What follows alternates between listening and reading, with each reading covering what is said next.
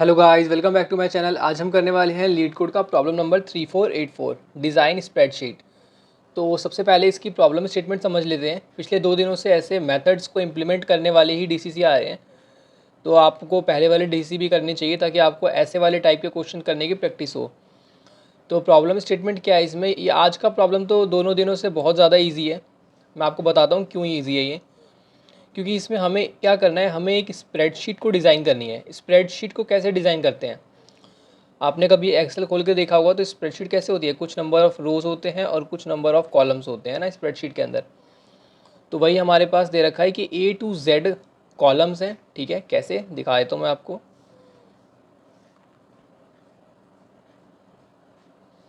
यहाँ पर A वाला कॉलम है, B वाला, C D E F and G, ऐसे ऐसे करके कॉलम है। ठीक है, और ये कॉलम कैसे होते हैं स्प्रेडशीट के अंदर? ये कॉलम पहली रो की तरह होते हैं। तो ये 0th रो हो गया और बाकी यहाँ पर होंगे नंबर ऑफ़ रोज़। ठीक है, ऐसे करके यहाँ पे मान लो 3 रो है तो 1 2 3 ऐसे। और ये 1 इंडेक्स्ड होगा क्योंकि 0 पे ये सब A to Z तक के वैल्यूज स्टोर हो जाएंगे, तो 1 2 3 ऐसे करके स्टोर होगा। ठीक है, तो इसमें हम कैसे एक्सेस करते हैं? मान लो ये वाला कॉलम एक्सेस करना है, तो ये कॉलम कौन सा कॉलम, ये कौन सा सेल हो जाएगा? सॉरी, इस सेल को हमें एक्सेस करना है तो कौन सा सेल होगा? इसका कॉलम देखो, कॉलम क्या है? C वाला कॉलम है और रो क्या है? 2 वाला। तो C2 सेल है ये। ठीक है, तो आपको समझ में आ गया कैसे एक्सेस करना है। तो इसमें यही गिवन है कि हमें ये सारे मेथड्स क्या करने हैं, इम्प्लीमेंट करने हैं इस स्प्रेडशीट को लेके। तो सेट सेल्स क्या करेगा? सेल पे जाके किसी वैल्यू को सेट कर देगा। ठीक है, रीसेट सेल क्या करेगा? किसी सेल पे जाके उस वैल्यू को रीसेट कर देगा, मतलब पहले 0 थी तो 0 कर देगा। गेट वैल्यू क्या करेगा? अच्छा, एक्सेल में हमारे पास काफ़ी सारे फॉर्मूले भी होते हैं, तो यहाँ पर हमें एक फार्मूला स्ट्रिंग भी दे रखी है और हमें इस फार्मूले से वैल्यू निकालनी है। ठीक है, तो सबसे पहले इसको करने की इंट्यूशन क्या होगी? देखो, जो सबसे पहले मेरे मन में आया था इसको देख के, वो ये कि मैं इसमें 2D एरे बना लेता हूँ, क्योंकि 2D एरे की तरह दिख रहा है, तो मैं इसमें 2D एरे बना लेता हूँ।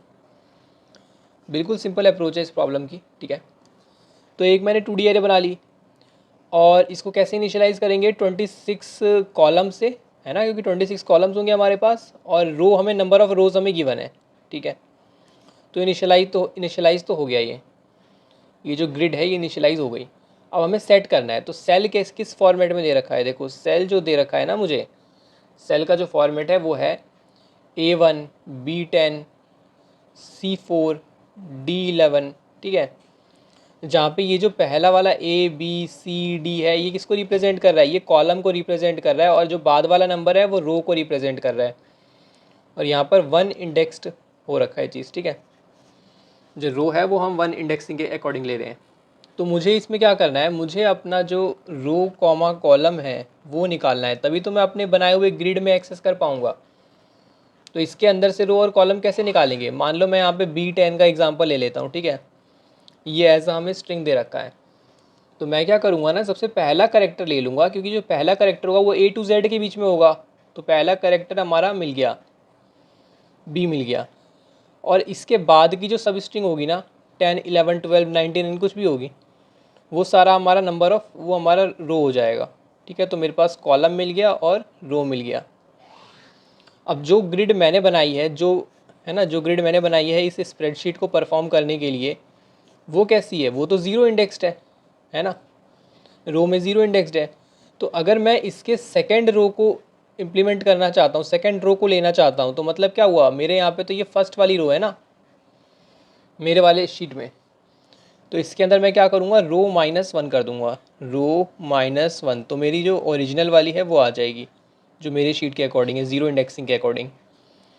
और कॉलम बी है, तो हमें पता है कि A B C D ये सारे के सारे जो कैरेक्टर्स हैं इनकी स्काई वैल्यू होती है।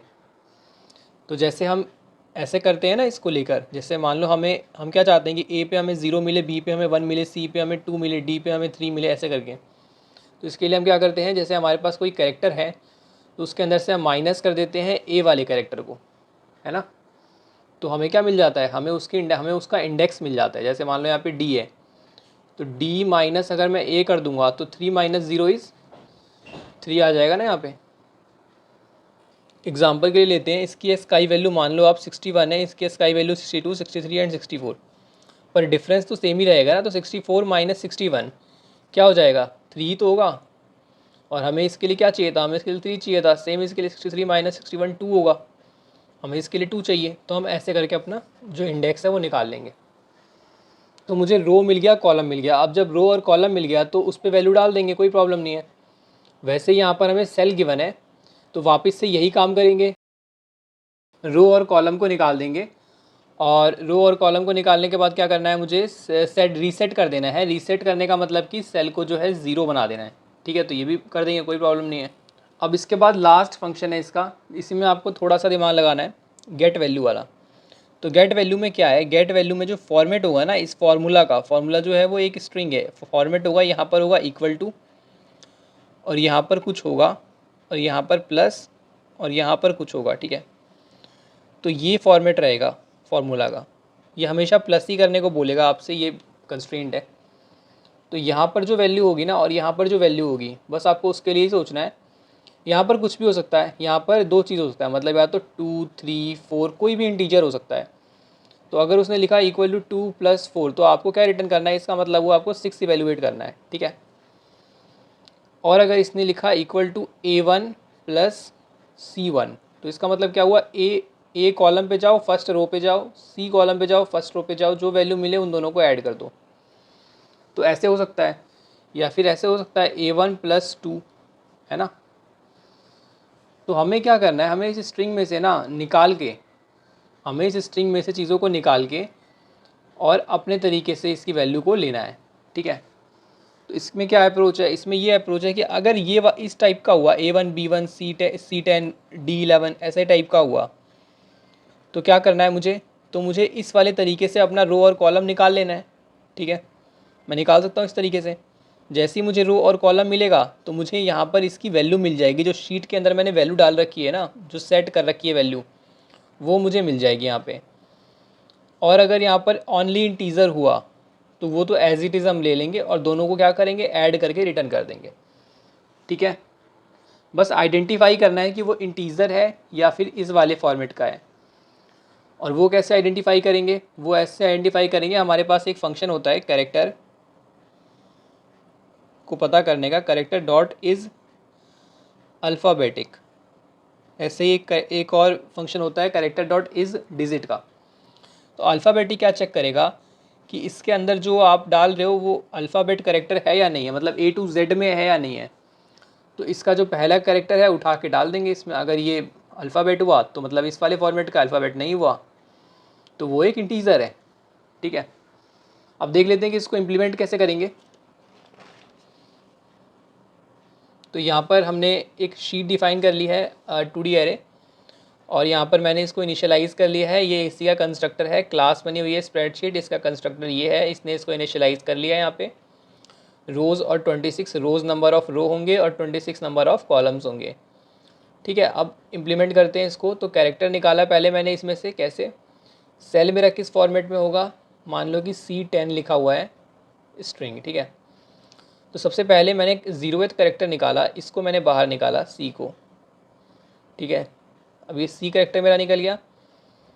अब मैंने रो के लिए क्या किया, integer dot parse int cell dot substring 1। तो ये 0 इंडेक्स है, 1 इंडेक्स है, 2 इंडेक्स है। तो ये 1 के बाद जितनी भी स्ट्रिंग है ना, इस सबको मैंने अलग कर दिया, तो क्या हो गया 10। ठीक है, क्योंकि नंबर आई डोंट नो कितना हो सकता है, नंबर 100 हो सकता है, 1000 हो सकता है। ठीक है, रो वो कितना अपने अपने हिसाब से दे सकते हैं। तो मैंने इसके बाद का सारा ही ले लिया, तो 10 हो गया मेरे पास। ठीक है, तो ठीक है, तो 10 मेरे पास हो गया ये। और मैंने इसको इंटीजर डॉट पार्स इंट में डाल दिया, तो मुझे ये इंटीजर वैल्यू मिल गई 10। और ये C मेरे पास एज अ कैरेक्टर आ गया यहाँ पे। तो मैंने C से तो इंडेक्स निकालने का ईजी है, C-A कर देंगे, तो यहाँ पे इसका इंडेक्स निकल जाएगा कॉलम का। और रो -1 कर देंगे तो 0 इंडेक्सिंग के अकॉर्डिंग हमारे शीट में जो वैल्यू हम स्टोर करवाना चाहते हैं वो वैल्यू स्टोर करवा देंगे। ठीक है, अब सेम ही काम किया है, ये पूरा स्टेप सेम है सेल के लिए। और उसके बाद शीट में क्या किया है, 0 स्टोर करवा दिया। ठीक है, अब यहाँ पर क्या किया है, स्ट्रिंग फार्मूला, जो फार्मूला है वो ऐसे टाइप का होगा, ये एक्स वाई कुछ भी हो सकते हैं। एक्स या तो कोई सेल हो सकता है शीट में से, या फिर इंटीजर हो सकता है, ये दो में से ही चीज़ें हो सकती हैं। तो मैंने क्या किया, सबसे पहले तो इसमें से ये इक्वल टू को हटा दिया, इस स्ट्रिंग में से इक्वल टू हटा दिया। क्या किया, फॉर्मूला डॉट सब स्ट्रिंग 1, मतलब 1 से लेना शुरू करो सारे।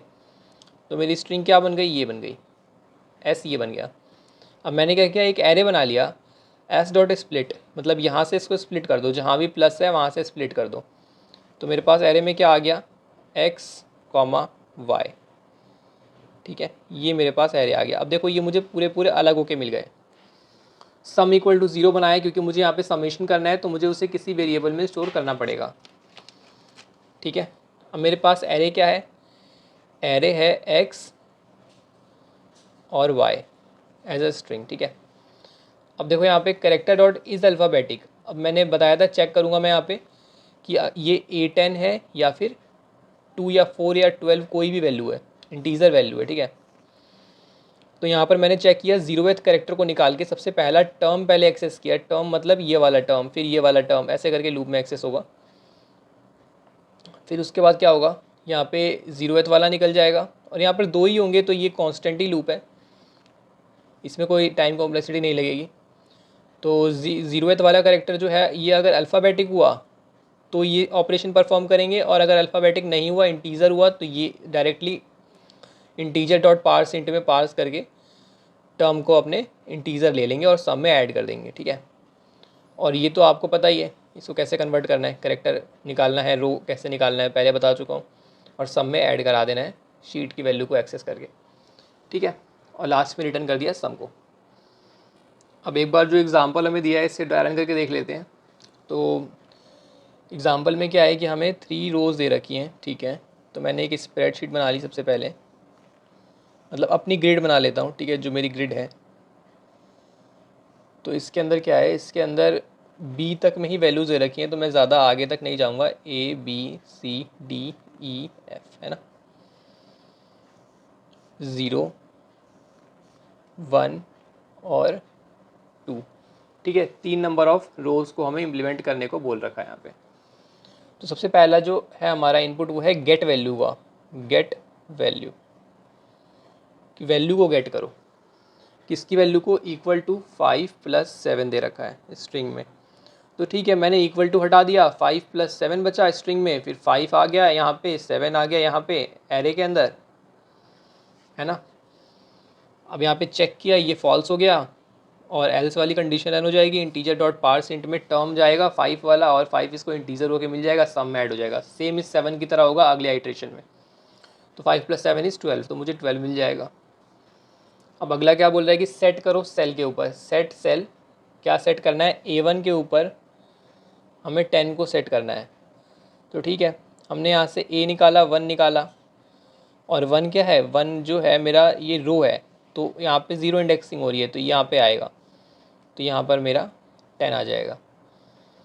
इसके बाद सेट सेल इक्वल, इसके बाद दोबारा से गेट वैल्यू है A1 + 6, तो A1 की वैल्यू ले लो, यहाँ पे दोबारा चेक होगा, इक्वल टू हट जाएगा, प्लस पे स्प्लिट हो जाएगा, है ना।